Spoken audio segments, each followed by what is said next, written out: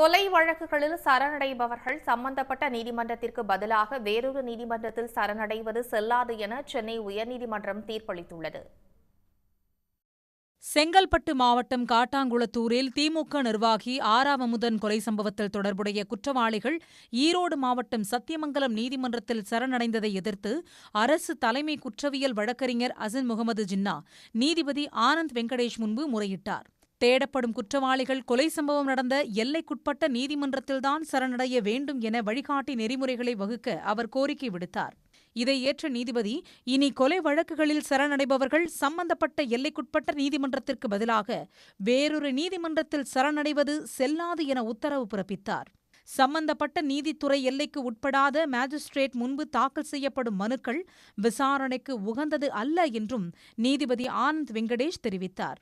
ஒருவேளை அப்படி சரணடைந்தால் மாஜிஸ்ட்ரேட் தனது எல்லைக்குட்பட்ட காவல் நிலையத்திற்கு தகவல் தெரிவித்து சரணடையும் நபரை காவலில் எடுக்க உத்தரவிடலாம் என்றும், இந்த வழிகாட்டு நெறிமுறைகளை அனைத்து நீதிமன்றங்களுக்கும் சுற்றறிக்கை அனுப்ப வேண்டும் எனவும் நீதிபதி உத்தரவிட்டுள்ளார். இதனிடையே புதிய வழிகாட்டு நெறிமுறைகளுக்கு ஆதரவு கிடைத்துள்ள அதே நேரத்தில் எதிர்ப்பும் கிளம்பியுள்ளது. சரணடைவதற்கான ஒரு கைட்லைன்ஸை ஃப்ரேம் பண்ணி ஜூரிஸ்டிக்ஷன் கோர்ட்டில் தான், அதுவும் ஐபிசி அஃபென்சஸ் உள்ள அஃபெண்டர்ஸு அக்யூஸ்டெல்லாம் ஜூரிஸ்டிக்ஷன் கோர்ட்டில் தான் சரணடையணும்.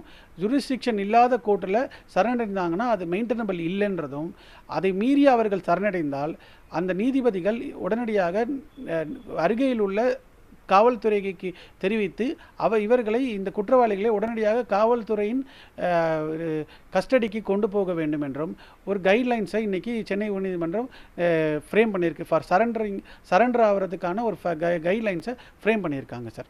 இந்த குற்றவாளிகள் குற்றம் செய்துட்டு அந்த நீதிமன்றத்தில் சரண்டர் ஆகும்போது காவல்துறையால் கைது செய்யப்படலாம் அப்படின்ற ஒரு கஷ்டம் இருக்குதுன்னு சொல்லி நாங்கள் சொன்னோம். அதே போல் எதிர்த்தரப்பு, அதாவது பாதிக்கப்பட்டவர்கள், இறந்து போன நபர்கள், சாதிய வன்கொடுமை அதிகமாக இருக்கிற இடத்துலலாம் என்ன பண்ணுவாங்கன்னா ரிட்டாலியேஷன் நடக்கும்.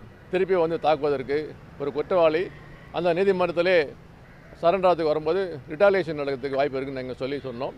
ஆனால் இந்த நீதிமன்றம் இல்லை இன்றைக்கி தமிழகத்தில் உள்ள எல்லா நீதிமன்றத்திலையும் சரண்டர் ஆக முடியாது, அந்த குறிப்பிட்ட நீதிமன்றத்தில் மட்டும்தான் சரண்டர் ஆக முடியும்னு சொல்லி தீர்ப்பு வழங்கியிருக்காங்க. அப்போ நாங்கள் என்ன சொன்னோம்னா, இந்த தீர்ப்பு வழங்கும்போது இதற்கு மேல்முறையீடு செய்கிறோம் அப்படின்னு நாங்கள் சொல்லியிருக்கோம். இன்றைக்கு உடனடியாக நாங்கள் மேல்முறையீடு செய்கிறோம். உடனுக்குடன் செய்திகளை தெரிந்து கொள்ள சன் நியூஸ் பெல் ஐகானை கிளிக் பண்ணுங்க.